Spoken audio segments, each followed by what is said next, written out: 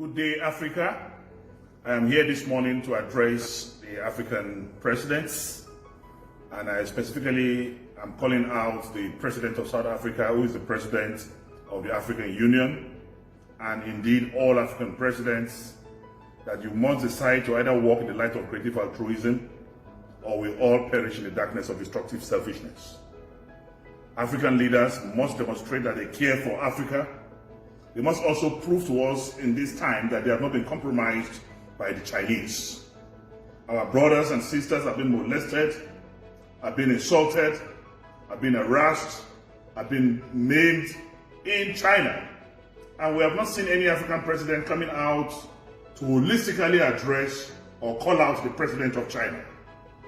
We are not to be treated like animals. The present generation of Africans are not the same generation of Africans that were stolen and taken in slave trade so many decades and centuries ago. We will not allow this to continue. It is an opportunity for African presidents to rally around Africa this time and defend Africans in China. What we are seeing on the social media and in the mainstream media, the treatment method on our brothers and sisters across Africa is unacceptable to Africans, it's unacceptable to us in Nigeria. We are using this opportunity to call on African presidents to quickly become born again and begin to take issues that concern Africans as seriously.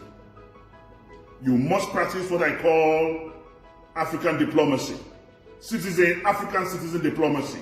You must protect Africans anywhere in the world, except if you have all been compromised by China. This is a call on all presidents of Africa, through the instrumentality of the African Union, to wake up from their slumber. I pray the Almighty God will make this whole COVID-19 thing come to an end. We are resorting to prayer, we are resorting to God, who is the supreme controller of the universe, and our belief is that He will rescue us. This day, I remember Mugabe, and I wish Nelson Mandela is still alive. Will he keep silent in the face of obvious obscurity? Will he keep quiet in times like this, in times of vicissitude and vacillation against Africans in China? African presidents, please wake up from your slumber. And I pray the Almighty God to bring this whole pandemic to an end.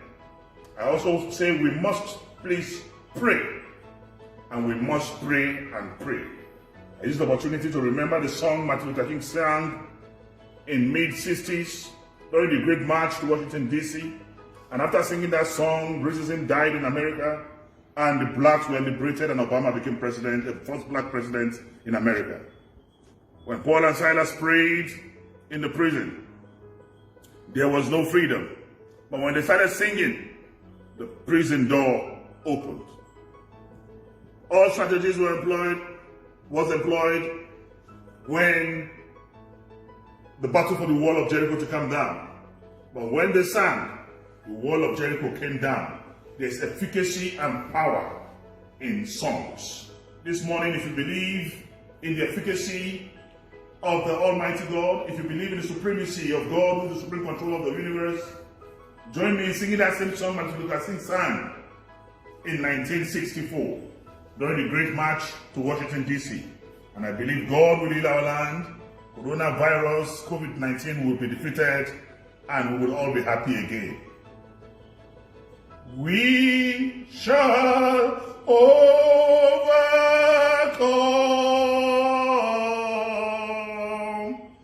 We shall overcome.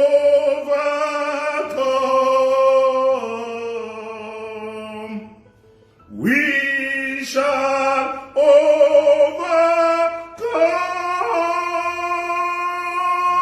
someday.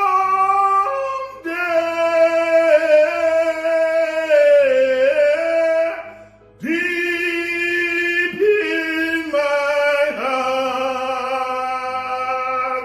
I do